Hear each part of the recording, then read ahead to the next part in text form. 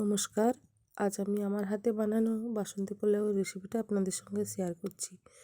এই যে দেখছেন, আমি এখানে গোবিন্দভোগ চাল নিয়ে নিয়েছি, আর সেটা ভালো করে ধুয়ে জল ঝরাতেই কুলোটার মধ্যে দিয়ে দিয়েছিলাম। তারপরে কিছুক্ষণ পর জলটা ঝরে যাওয়ার পরে তাতে আমি বাটিতে করে একটু তেল আর ঘি মিশিয়ে গরম করে নিয়েছি।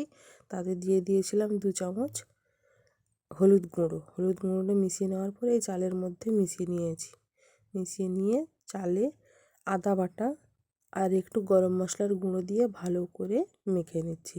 মাখাটা কিন্তু ভালো করে হতে হবে। তারপরে কড়াইতে তেল দিয়ে আর একটু সামান্য ঘি দিয়ে তাতে গোটা গরম মশলা আর কাজু কিশমিশ ভালো করে ভেজে নিচ্ছি। আর হ্যাঁ, একটা তেজপাতাও দিয়েছি। তার কিছুক্ষণ পরে এই যে চালটা যেটা মাখিয়ে রেখেছিলাম ওটা দিয়ে দিলাম। দিয়ে ভালো করে অনেকক্ষণ নাড়াচাড়া করে নিতে হবে, চালটা ভালো করে ভেজে নিতে হবে।